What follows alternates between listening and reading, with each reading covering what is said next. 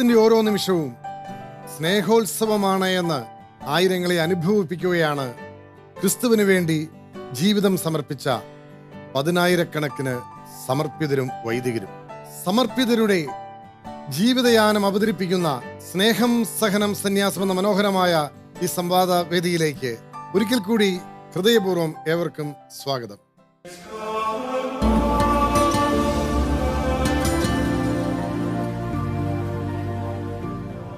ഇത്ര ചെറുതാകാൻ എത്ര വളരണം എന്നുള്ള വരികൾ കേൾക്കുമ്പോൾ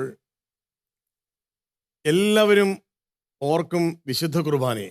വിശുദ്ധ കുർബാനയെ ഓർക്കുമ്പോൾ വിശുദ്ധ കുർബാനയോളം ചെറുതാകാൻ കൊതിച്ച ഒരു സമർപ്പിതനെ കൂടി എല്ലാവരും ഓർക്കും. ആ വാക്കുകൾ കർത്താവ് വിരൽത്തുമ്പിൽ ഒട്ടിച്ചു കൊടുത്ത ഒരു ദിവ്യകാരുണ്യ പ്രേക്ഷിതനുണ്ട് കേരള സഭയിൽ. ദിവ്യകാരുണ്യ പ്രേക്ഷിതത്വം സഭയുടെ കാര്യസമായി സൂക്ഷിക്കുന്ന MCBS എന്ന സന്യാസ സമൂഹത്തിൽ ജോയി ചെഞ്ചേരിൽ എന്ന വൈദികൻ കേരള സഭയെ തൻ്റെ സർഗാത്മക രചന കൊണ്ട് ആരാധനയുടെ നിറവിലേക്ക് അനുദിനം ഉയർത്തുന്ന നൂറുകണക്കിന് ഭക്തിഗാനങ്ങളുടെയും നിരവധി രചനകളുടെയും സ്രഷ്ടാവായ പ്രിയപ്പെട്ട ജോയി ചെഞ്ചേരിലച്ചനെയാണ് ഇന്ന് സ്നേഹം സഹനം സന്യാസം എന്ന മനോഹരമായ ഈ സമർപ്പിത ജീവിത സംഗമവേദിയിൽ ഞങ്ങൾ അവതരിപ്പിക്കുന്നത്. നമുക്ക് സ്വാഗതം ചെയ്യാം മലയാളി ക്രൈസ്തവരുടെ പ്രിയപ്പെട്ട ഈ ഗാനരചയിതാവിന്. ഫാദർ ജോയി ചെഞ്ചേരി MCBS, കോട്ടയം ജില്ലയിലെ മാന്നാർ ഇടവകയിൽ ചെഞ്ചേരി തോമസ് മേരി ദമ്പതികളുടെ മകൻ. ഗാനരചയിതാവും എഴുത്തുകാരനുമായ ജോയി അച്ഛൻ കാർഷിക മേഖലയിലാണ് കൂടുതൽ ശ്രദ്ധ പതിപ്പിച്ചിട്ടുള്ളത്. പൊതുവേലി ആശ്രമം സുപ്പീരിയറായി സേവനം ചെയ്തിട്ടുണ്ട്. ഇത്ര ചെറുതാകാൻ എത്ര വളരണം, താരകങ്ങളെ താരാട്ടുപാടുവാൻ, തിരുവോസ്തിയായി, കരുണതൻ അൾത്താരയിൽ തുടങ്ങിയ ശ്രദ്ധേയമായ ഗാനങ്ങൾ അച്ഛൻ്റെ രചനയിലുള്ളതാണ്.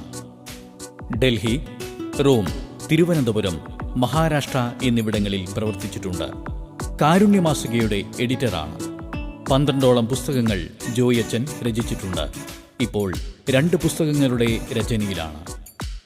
ഫാദർ ജോയി ചെഞ്ചേരി MCBSന് സ്നേഹം സഹനം സന്യാസം എന്ന പ്രോഗ്രാമിലേക്ക് ഹൃദ്യമായ സ്വാഗതം.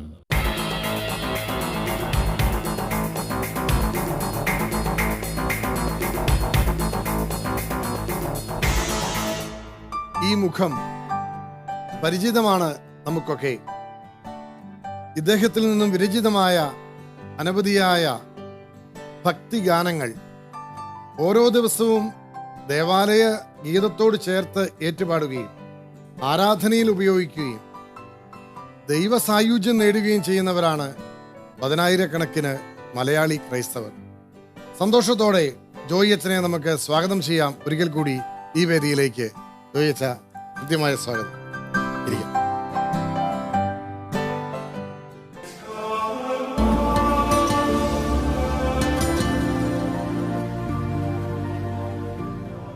ഫാദർ ജോയി ചെഞ്ചേരിൽ MCBS എന്ന ഈ നാമധാരിയെ എന്തുകൊണ്ടാണ് സ്നേഹം സഹനം സന്യാസത്തിൽ അവതരിപ്പിക്കാത്തത് എന്ന് നിരവധി പ്രേക്ഷകർ കുറെ കാലമായി വിളിച്ച് ചോദിക്കുകയാണ്. ജോയി അച്ഛനെ ഈ ഒരു കൂട്ടായ്മയിലേക്ക് കൊണ്ടുവരേണ്ടതാണ്.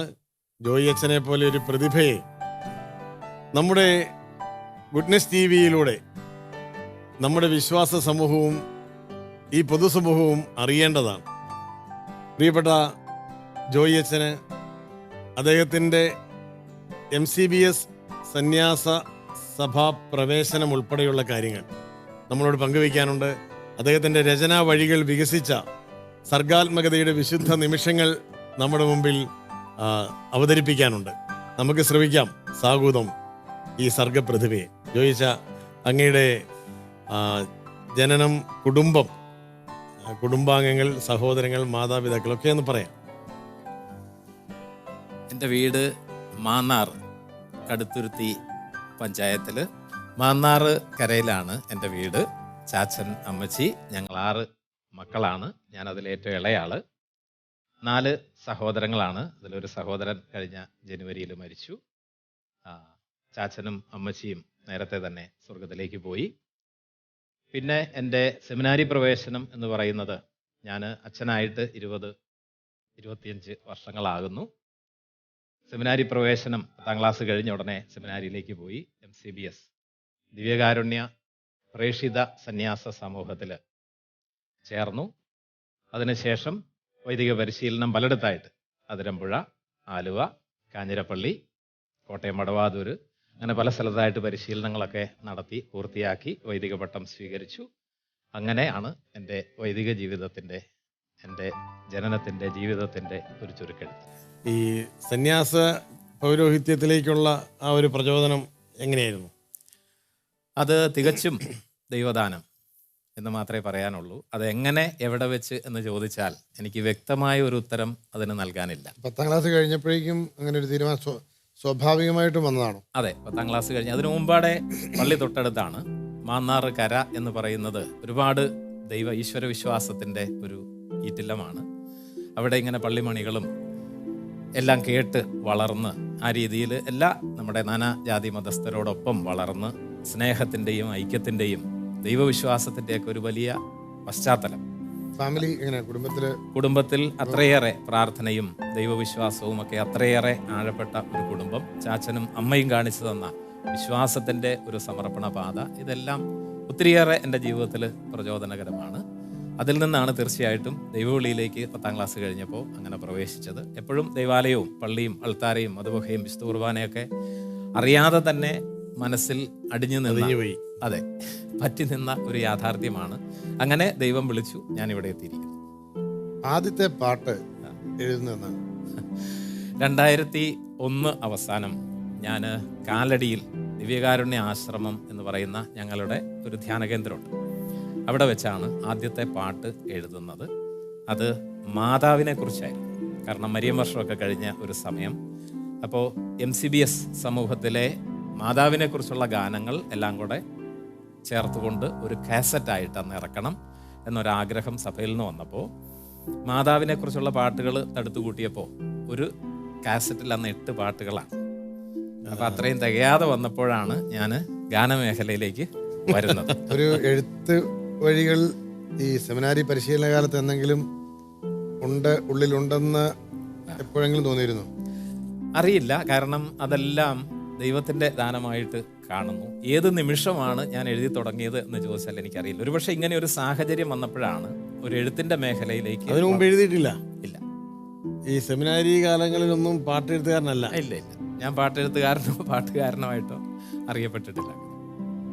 അപ്പോൾ ഈ മാതാവിൻ്റെ പാട്ട് ഏതായിരുന്നു? ആ പാട്ട്, മാതാവിൻ്റെ പാട്ട് താരാഗണങ്ങളെ താമര പൊയ്കയെ താരാട്ടിനായൊന്ന് കൂട്ടുവായോ എന്ന് പറയുന്ന, മാതാവ് ഈശോയെ ഉറക്കിക്കൊണ്ട്, ഞാൻ കാലടി, ഞങ്ങളുടെ ആശ്രമം പെരിയാറിൻ്റെ തീരത്താണ്. അപ്പോൾ അവിടെ വെച്ച് ഞാനിങ്ങനെ ഒരു സന്ധ്യാസമയത്ത് പെരിയാറിലേക്ക് നോക്കുമ്പോൾ അവിടെ ആകാശത്ത് തിളങ്ങി നിൽക്കുന്ന നക്ഷത്രം, ഒഴുകുന്ന ജലം, മണൽത്തിട്ട, പുൽമേട്, ഇതെല്ലാം കൂടെ കണ്ടു കഴിഞ്ഞപ്പം എങ്ങനെയായിരിക്കും യൗസേപ്പിതാവ് വീട്ടിലില്ലാത്ത ഒരു സമയത്ത് മാതാവ് ഉണ്ണീശോയെ മാറിൽ കിടത്തിക്കൊണ്ട് ഒരു താരാട്ട് പാടുന്നത് എങ്ങനെയായിരിക്കും എന്നുള്ള ഒരു അന്വേഷണം. അപ്പം അങ്ങനെയാണ് താരാഗണങ്ങളെ താമര പൊയ്കയെ താരാട്ടിനായൊന്ന് കൂട്ടുവായോ, ഉണ്ണിക്കുറങ്ങാൻ ഉമ്മ തരാം ഞാൻ, ഉള്ളിൽ ഇന്ന് ഈശോയും കൂട്ടുവരുമെന്നും പറഞ്ഞ് മാതാവ് പാടുന്ന ഒരു പാട്ടായിട്ട്, ഒരു താരാട്ടായിട്ടാണ് ആദ്യത്തെ പാട്ട് എഴുതുന്നത്. അത് നമ്മുടെ ജേക്കബ് കൊരട്ടിയാണ് അതിൻ്റെ സംഗീതം ചെയ്തിരിക്കുന്നത്. അങ്ങനെ മാതാവിനെ കുറിച്ചുള്ള ആദ്യ ഗാനം അതാണ്.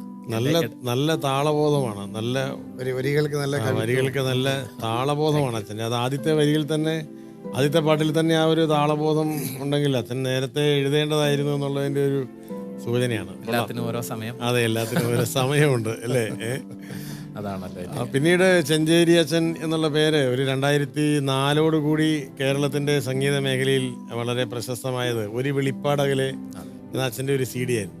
എൻ്റെ യാത്രാ വേളകളിലെല്ലാം തന്നെ കുറേ കാലം ഞാൻ കേട്ടുകൊണ്ടിരുന്ന പാട്ട് ഈ ഒരു വെളിപ്പാടകലെയായിരുന്നു.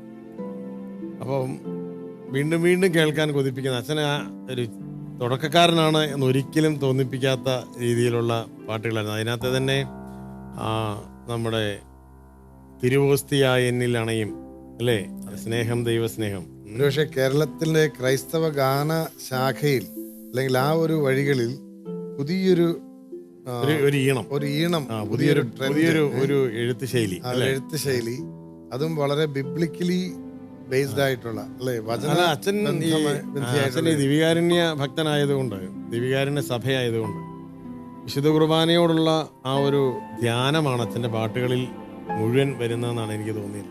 എൻ്റെ മനസ്സിൽ ദിവ്യകാരുണ്യ ഗീതങ്ങൾ എന്ന് പറയുന്നത് നമ്മൾ സെമിനാരിയിൽ 84 പഠിച്ചു തുടങ്ങിയ സമയം മുതൽ, അതിനുശേഷമാണ് നമ്മൾ ദിവ്യകാരുണ്യ ഗീതങ്ങൾ എനിക്ക് അതിനുശേഷം വന്നാണ് തോന്നുന്നു. മുമ്പ് വന്നാണ്. അത് MCBS അച്ഛൻ തന്നെയാണല്ലോ, തോമസ് അടയാലച്ചന്റെ വെള്ളിയാനിച്ചന്റെ കൂടെ പാട്ടുകളാണ്. അപ്പൊ എന്നെ ആ പാട്ടുകളെക്കാളൊക്കെ എന്നെ ഈ MCBS എന്ന് പറയുന്ന ആ ഒരു സന്യാസ സഭയുടെ ഒരു പ്രവൃത്തികളോട് അടുപ്പിച്ചത് ഇടയാലച്ചന്റെ 1-2 മറ്റു ചില പാട്ടുകളാണ്. ഇവിടെ ഈശ്വര സന്നിധിയിൽ തുടങ്ങിയ പാട്ടുകൾ ആണ് സെമിനാരിയിൽ ഞങ്ങളൊക്കെ ആരാധനയ്ക്കൊക്കെ ആയിട്ട് കൂടുതൽ ഉപയോഗിച്ചുകൊണ്ടിരുന്നത്, മനോഹരമായ പാട്ടുകൾ. അതിനുശേഷം അത്രയും നിറഞ്ഞു നിൽക്കുന്ന ഒരു എഴുത്ത് സാന്നിധ്യം MCBSൽ ഉള്ളപ്പോൾ തന്നെയാണ് മറ്റൊരു ശൈലിയും മറ്റൊരു ഈണവുമായിട്ട് ജോയി അച്ഛൻ വരുന്നത്. അതിന് ഒരു പ്രത്യേക കാരണം എന്ന് പറഞ്ഞാൽ, ഞാൻ എപ്പോഴും ശ്രദ്ധിക്കുന്ന ഒരു കാര്യം, നമ്മുടെ ദേവാലയ സംഗീതത്തിലാണെങ്കിലും എപ്പോഴും ഒരു കൊയർ ഓറിയൻറ്റഡ് ആയിട്ടുള്ള ഒരു സ്വഭാവ രീതിയാണ് കാണുന്നത്. അപ്പോൾ അതിൽ നിന്ന് മാറി ജനങ്ങളിലേക്ക് എന്തുമാത്രം അവരുടെ ഒരു ഇൻവോൾവ്മെൻറ്റ് എത്രമാത്രം കുർബാനയിലും ആ സ്നേഹാനുഭവത്തിലും കൊണ്ടുവരാം എന്നുള്ളതിനെക്കുറിച്ചുള്ള ഒരു ആലോചന മനസ്സിലുണ്ടായിരുന്നു. അപ്പോൾ അങ്ങനെയാണ് ശരിക്കും ഈ കോറസ്, ചിലരെന്നെ ഫാദർ കോറസ് എന്നും വിശേഷിപ്പിക്കാറുണ്ട്. കാരണം ഈ ഭക്തിഗാന ശാഖയിൽ ശരിക്കും ഈ കോറസ്, ഈരടികൾ, കാരണം അവിടെ വരുമ്പോഴെങ്കിലും നമ്മുടെ ആരാധനാ സമൂഹമായിട്ട് പാടിക്കോളും. ഇപ്പൊ തിരുവോസ്തിയായന്നിൽ അണയും സ്നേഹം ദൈവസ്നേഹം എന്ന് പറയുമ്പോൾ ആരും പാടിയില്ലേലും ഇത്ര ചെറുതാകാൻ എത്ര വളരേണം, അത് വരുമ്പം എല്ലാവരും കൂടെ കൂടും. അപ്പം ഈ ഒരു ശൈലിയിലേക്ക് കൊണ്ടുവരിക എന്നത് എൻ്റെ ഒരു ജീവിത നിയോഗമായിട്ട് പലപ്പോഴും ഞാൻ എടുത്ത ഒരു കാര്യമാണ്. അപ്പോൾ അതുകൊണ്ടാണ് ശരിക്കും ആരാധനാ സമൂഹത്തിൻ്റെ ഒരു ഇൻവോൾവ്മെൻറ്റ് നമ്മുടെ ദേവാലയ സംഗീതത്തിൽ ഉണ്ടാകണം. അതുകൊണ്ടാണ് സിമ്പിളായിട്ടുള്ള ഏറ്റവും ലളിതമായ ശൈലിയിൽ അതിനെ കൊണ്ടുവരിക. കാരണം ഈ സ്നേഹാനുഭവം വർണ്ണിക്കുക എന്നതിനപ്പുറത്തേക്ക് ജീവിതത്തിന് മറ്റൊരു നിയോഗമുണ്ടോ, മറ്റൊരു കലയുണ്ടോ? ഒന്നുമില്ല. അതുകൊണ്ട് ആ സ്നേഹാനുഭവം, അത് ഞാൻ ദിവ്യകാരുണ്യ പ്രേക്ഷിത സമൂഹത്തിൽ വന്നു, അവിടെ മുഴുവൻ നിറഞ്ഞു നിന്നതും ഈ ദിവ്യകാരുണ്യ സ്നേഹാനുഭവമാണ്. പരിശുദ്ധ കുർബാനയോടുള്ള അടുപ്പം, ആ ഒരു ദിവ്യകാരുണ്യത്തോടുള്ള പറ്റുമാനം ജീവിതത്തിൽ സൂക്ഷിക്കാൻ, അനുഭവിക്കാൻ സാധിച്ചതിൽ നിന്നാണ് ശരിക്കും ഇങ്ങനെയൊരു ശൈലിയിലേക്ക് ഇറങ്ങി പുറപ്പെടാനായിട്ട് ദൈവം ഏറ്റവും കൂടുതൽ എനിക്ക് തോന്നുന്നു. പക്ഷേ വിശുദ്ധ കുർബാനയെ പറ്റി ഈ കഴിഞ്ഞ 2 ദശകങ്ങളിൽ ഇറങ്ങിയിട്ടുള്ള പാട്ടുകളിലും അതിനു മുമ്പ് ഒരുപക്ഷെ ഈ 2 വരികളിൽ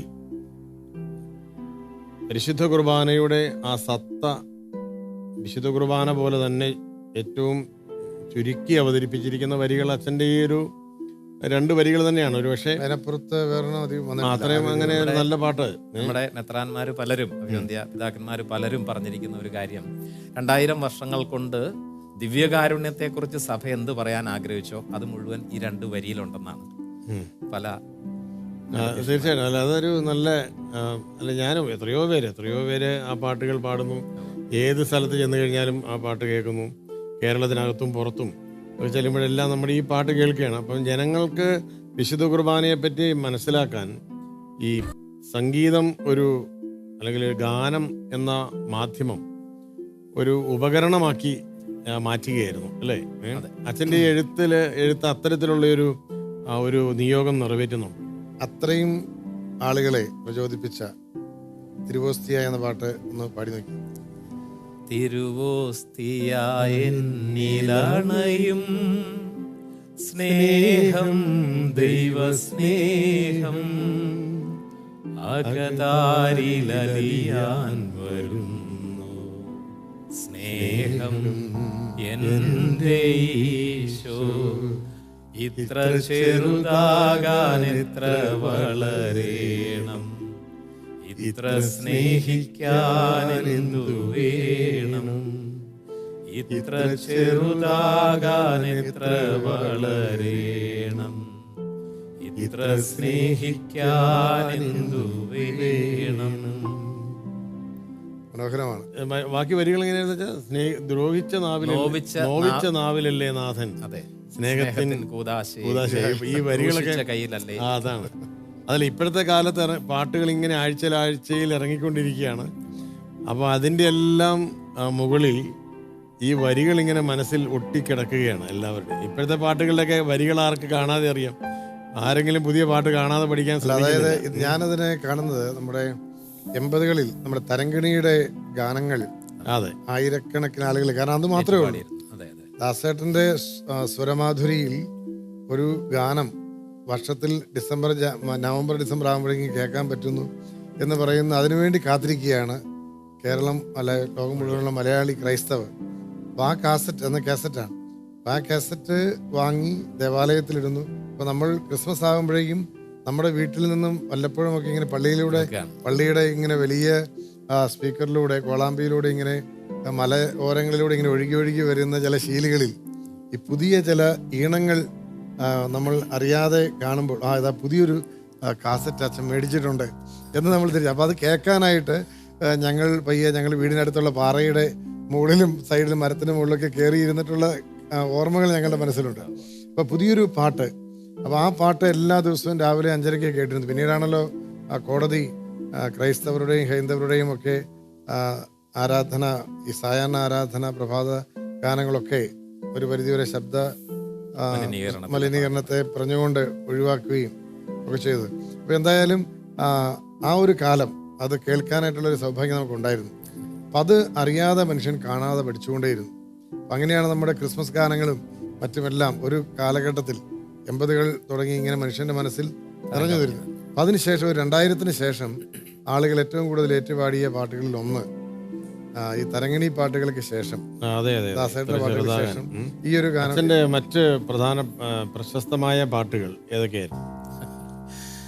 എനിക്ക് ഹൃദയത്തിൽ തട്ടിയ പാട്ട് എന്ന് പറയുന്നത് മാതാവിൻ്റെ ആദ്യത്തെ ആ ഒരു കാസറ്റിൽ ഇറങ്ങിയ അമ്മേ എന്ന് പറയുന്ന ആ CD-യിൽ ഇറങ്ങിയ കർമ്മലാംബികെ അമ്മേ സ്നേഹനാഥേ. അപ്പം അമ്മയെക്കുറിച്ചുള്ള ചിത്രീകരണം, കാരുണ്യം കൂടികൊള്ളുന്ന കോവിലാണ്, കാലം മറക്കാത്ത ത്യാഗമാണ് അമ്മ എന്ന് പറഞ്ഞുകൊണ്ടുള്ള ഒരു ആ ഗാനം. പിന്നെ ഈ ഒരു വിളിപ്പാടകലെ എന്ന CD-യിൽ ഇറങ്ങിയ കരുണതൻ അൾത്താരയിൽ ഒടിമഞ്ഞു പോലെന്റെ കൂടാരവാതി കണി കണ്ടു നിന്നെ ഞാൻ കണ്ണിറയെ, ആ ഒരു ഒറ്റ വരി എത്ര തവണ കേട്ടിട്ടുണ്ടെന്ന് തന്നെ അറിഞ്ഞോളെ. ഒടിമഞ്ഞു പോലെന്റെ കൂടാരവാതിലിൽ കണി കണ്ടു നിന്നെ ഞാൻ കണ്ണിറയെ. അതാണ് ഒടിമഞ്ഞു പോലെന്റെ എന്തൊരു അപാരമായ പഴയ നിയമത്തിൽ കുർബാനയെ കുറിച്ചുള്ള ചിത്രം പഴയ നിയമത്തിൽ കിടക്കണം. അതാണ് മന്ന കൂടാരവാതിലിൽ പെയ്ത് കിടക്കുന്ന മന്ന. പുതിയ നിയമ ഇസ്രായേലിന്റെ കൈക്കുമ്പിളിൽ വന്നു നിൽക്കുന്ന തിരുവോസ്തി. ഈ ഒരു രണ്ട് കോൺട്രാസ്റ്റിലാണ്. അതൊരു അപാരമായ സിമിലിയാണ്. നല്ല ധ്യാനമാണല്ലോ അച്ഛന്റെ പാട്ടിലെല്ലാം. ഈ ധ്യാനത്തിന്റെ ഒരു ആഴമുണ്ട്, നല്ല ആഴമാണ്. അപ്പൊ ഞാൻ ഈ ഒരു ഭക്തിഗാനത്തിന്റെ വേറിട്ട ചില ശൈലികൾ പരീക്ഷിച്ചിട്ടില്ലേ? അല്ല, അച്ഛന്റെ ഏറ്റവും പ്രശസ്തമായ ഒരു സംഭാവന എന്ന് പറയുന്നത് നമ്മുടെ കാത്തലിക് അല്ലെങ്കിൽ ക്രൈസ്തവ മേഖലയിലേക്ക് ഈ കഥകളി അവതരിപ്പിച്ച് കൊണ്ടുവന്ന ഒരു ഞാൻ ഓർമ്മ PUC-യിലെ ആ കഥകളി അവതരണം, അതായത് ദിവ്യകാരുണ്യത്തെ പറ്റിയുള്ള അച്ഛന്റെ കഥകളി അല്ലേ, അതിനെപ്പറ്റി ഒന്ന് പറയൂ. അതിന്റെ ഒരു തുടക്കം എഴുത്ത് വഴി ആരൊക്കെയാണ് സഹകരിച്ചത്, അതിന്റെ മാസ്റ്റേഴ്സ്, നമ്മളെ ഹെൽപ്പ് ചെയ്ത മാസ്റ്റേഴ്സ്. ദിവ്യകാരുണ്യ ചരിതം എന്നാണ് അതിന്റെ പേര്. അപ്പോൾ അതിന്റെ മനസ്സിൽ എങ്ങനെ അത് വന്നു എന്ന് ചോദിച്ചാൽ അതിന് മുമ്പാടൊരു ഘട്ടമുണ്ട്. അതാണ് ഞാൻ എഴുതിയ ഇതു നിനക്കായി എന്ന് പറയുന്ന കവിത. മലയാളത്തിലെ നമ്മുടെ ശ്രീ മുരുകൻ കാട്ടാക്കട ആലപിച്ച മലയാളത്തിലെ കുർബാനയെക്കുറിച്ചുള്ള ആദ്യ കവിത. അപ്പോൾ അതാണ് ശരിക്കും പറഞ്ഞ ദിവ്യകാരുണ്യ ചരിതത്തിന്റെ തുടക്കം. അതിന്റെ ഒരു തുടക്കം പാടിയ കവിത ചങ്കിലെ ചോരയാൽ പ്രാണനിലെഴുതിയ നേരിന്റെ പേരാണു സ്നേഹം. നനവിറ്റു വീഴുമീ സ്നേഹപ്രവാഹത്തിൻ നനവേറ്റുറുതുവായ പാഴ്നിലങ്ങൾ, നനവേറ്റുറുതുവായ പാഴ്നിലങ്ങൾ. ഇതെന്റെ ശരീരം, ഇതെന്റെ രക്തം, ഇതെന്റെ ശരീരം, ഇതെന്റെ രക്തം, ഇതു നിനക്കായി, ഇനിയും നിനക്കായി. അങ്ങനെ മനോഹരമായ അതിന്റെ പുരോഗമനം. സുന്ദരമായി. ഇത് നിനക്കായി ഇനിയും നിനക്കായി. മനോഹരമാണ്, മനോഹരമാണ്. ശരിക്കും ഞാൻ അതിൽ നിന്നുമാണോ ഈ നമ്മുടെ കഥകളിയിലേക്ക്? അതെ, കഥകളിയിലേക്ക് വരുന്നത് അതിൽ നിന്നാണ്. അതിന് ഞാൻ പറഞ്ഞില്ല, ഓരോ ഘട്ടം അതിന്റെ ഉണ്ട്. ഞാൻ തിരുവനന്തപുരത്ത് കലാഗ്രാമത്തിന്റെ ഡയറക്ടറായിരിക്കുന്ന സമയം അച്ഛന്റെ വഴികളെ പറ്റി നമ്മൾ പറഞ്ഞില്ല. വേണമെങ്കിൽ ഒരു പണിയാം.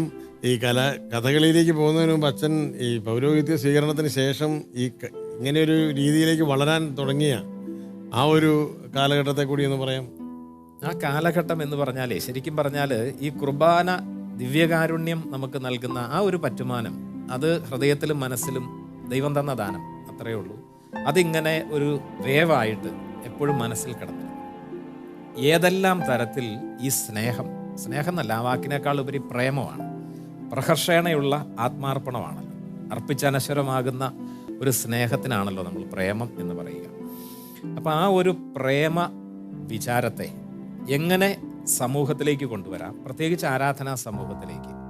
ഈ കാല് കഴുകുന്ന, പാദം കഴുകുന്ന, പ്രാണൻ പകരുന്ന, പാപം പൊറുക്കുന്ന ഈ സ്നേഹത്തിൻ്റെ സംസ്കാരം ഒരുപക്ഷെ ഈ കാലഘട്ടത്തിൻ്റെ ഏറ്റവും വലിയ അനിവാര്യതയാണെന്ന് തിരിച്ചറിഞ്ഞുകൊണ്ട് അവിടെ സ്നേഹശൂന്യമായ ഒരു ലോകം, വിഭാഗീയത നിലനിൽക്കുന്ന ഒരു ലോകം, അവിടെയെല്ലാം ക്രിസ്തു കാണിച്ചു തന്ന അതിമനോഹരമായ അചുംബിതമായ ഒരു മാതൃക.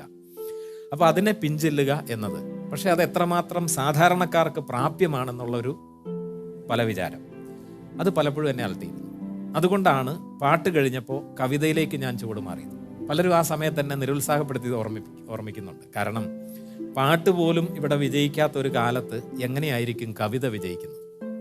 പക്ഷേ നന്ദിയോടുകൂടെ ഞാൻ പറയട്ടെ, കേരള സമൂഹം, പ്രത്യേകിച്ച് എൻ്റെ സുഹൃത്തു കൂടിയായ മുരുകൻ കാട്ടാക്കട അത് പാടുകയും അതിന് ഹൃദ്യമായ ഒരു സ്വീകരണം കേരളത്തിൽ ലഭിക്കുകയും ചെയ്തു എന്നുള്ളതാണ്. അത് ഏത് വർഷമായിരുന്നു അത് ഇറങ്ങിയത്? അത് 2010, 2009-10 വർഷത്തിലാണ് അതിറങ്ങിയത്, തിരുവനന്തപുരത്ത് നിന്നാണ്. അപ്പോൾ ശരിക്കും ഇത് നിനക്കായി എന്ന് പറയുന്ന ആ സ്നേഹ വിചാരം, അവിടെയാണ് ശരിക്കും പറഞ്ഞാൽ അദ്ദേഹവുമായിട്ടുള്ള എൻ്റെ ഒരു സൗഹൃദം വളർന്നതുമൊക്കെ അവിടെ വെച്ചാണ്. കാരണം കമ്മ്യൂണിസത്തിൻ്റെ വിപ്ലവം മാത്രം പാടുകയും അതിനെക്കുറിച്ച് മാത്രമേ പാടുകയുള്ളൂ എന്ന് ആധികാരികതയോടുകൂടെ എന്നോട് പങ്കുവെക്കുകയും ചെയ്ത മനുഷ്യൻ, ദിവ്യകാരുണ്യത്തിൻ്റെ ഒരു വിപ്ലവം, അത് സ്നേഹത്തിൻ്റെതാണെന്ന് പറഞ്ഞപ്പോൾ അദ്ദേഹത്തിനുണ്ടായ ഒരു ഹൃദയ ദ്രവീകരണം, ഒരു ആർദ്രത, അവിടെ നിന്നൊക്കെ ഞങ്ങൾ വളർത്തിയ ആ സ്നേഹബന്ധം, അത് മാത്രം മതി ഈ ദിവ്യകാരുണ്യത്തിൻ്റെ ഒരു ആഗോള ആകർഷണം എന്ന് പറയുന്നത് എന്താണെന്ന് ഈ ലോകത്തോട് സംവദിക്കാൻ. അത് മാത്രം മതി. അപ്പോൾ ഞാൻ വിചാരിക്കുന്നത് അങ്ങനെയാണ്. ഇവിടെ കിടക്കുന്ന കാട്ടുകല്ലിനും ഇവിടെ മുളയ്ക്കുന്ന കാട്ടുപുല്ലിനുമുണ്ട് ഈ വിശ്വം മയക്കുന്ന ഒരു ചേതോവികാരം എന്നുള്ള തിരിച്ചറിവ്. കാരണം ക്രിസ്തു അറിഞ്ഞതും വിഭാവനം ചെയ്തതും മുഴുവൻ അതാണ്. അവിടെ നിന്നാണ് കവിതയിലേക്ക് ചുവട് മാറ്റാം എന്ന്. അതിൻ്റെ ഒരു പശ്ചാത്തലം എന്ന് പറയുന്നത്, ഞാൻ തിരുവനന്തപുരത്തുള്ള നിർമ്മല ഭവൻ സ്കൂളിൻ്റെ വാർഷികത്തിന് ഞാൻ നമ്മുടെ അന്നത്തെ ചീഫ് സെക്രട്ടറി ആയിരുന്ന കെ ജയകുമാർ IAS സാറിനോടൊപ്പം വേദി പങ്കിട്ടു. അപ്പം അദ്ദേഹം വെറുതെ എന്നോട് ഇതുപോലെ സൗഹൃദ സംഭാഷണം സ്റ്റേജിലിരുന്ന് ചോദിച്ചു, കമ്മ്യൂണിസം കേരളത്തിൽ വളരാനുള്ള കാരണം എന്താണെന്ന് അറിയാമോ? ഞാൻ നമ്മൾ പഠിച്ച ഫിലോസഫിയും തത്വചിന്തയൊക്കെ പങ്കുവെച്ചപ്പോൾ അതൊന്നും അല്ലെന്ന് പറഞ്ഞു, കവിതയാന്ന് പറഞ്ഞു. ചോര തിളയ്ക്കും ചെറുകയ്യുകളെ ഏറുക വന്നീ പന്തങ്ങൾ, അധികാരം കൊയ്യണം നാം ആദ്യം അതിനുമേലാകട്ടെ പൊന്നാര്യൻ എന്ന് പറഞ്ഞപ്പോൾ ഒരു സമൂഹം മുഴുവൻ ഒന്നു ചേർക്കപ്പെട്ട ഈ കവിതയുടെ സകലരെയും ആകർഷിക്കാനുള്ള ഈ ഹൃദയ ഭാവം, അത് കേട്ട് കഴിഞ്ഞപ്പം എൻ്റെ കാലിൻ്റെ അടിയിൽ നിന്നൊരു തരിപ്പ് കയറുമായത്. കാരണം എന്തുകൊണ്ട് ഇത്രയേറെ സ്നേഹം, പ്രേമം, പ്രഹർഷേണയുള്ള അർപ്പണത്തെ കവിതയാക്കി മലയാളികളിൽ ആരും എഴുതിയില്ല എന്നൊരു ചിന്ത. അതിൽ നിന്നാണ് ആ കവിത ജനിക്കുന്നത്.